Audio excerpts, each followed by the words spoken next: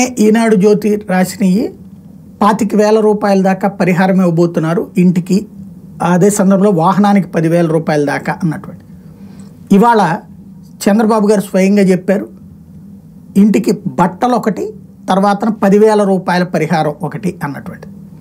నిన్న వాళ్ళు చెప్పింది 25,000, 15,000, 10,000 అన్నటువంటిది ఇప్పుడు మారింది. అంటే ఫైనల్గా 10,000 రూపాయలు ప్రతి కుటుంబానికి ఇవ్వాలని నిర్ణయించుకున్నారు అన్నటువంటి. ఇక్కడ నేనేమంటానంటే ఖచ్చితంగా 10,000 రూపాయలు ఇస్తున్నటువంటి చాలా గొప్ప విశేషమే. కానీ ఈ 2.5-3 లక్షల కుటుంబాలకి అతిపెద్ద సమస్య ఏంటంటే కట్టు బట్టలతో నిలబడ్డారు. ఇంట్లోని సామాగ్రి అంతా నాశనమైంది.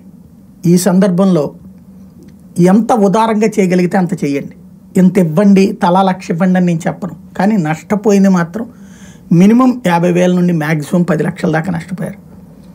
ఇళ్లల్లో ఉన్నటువంటిది ఏ ఫర్నిచరు పనికిరాదు.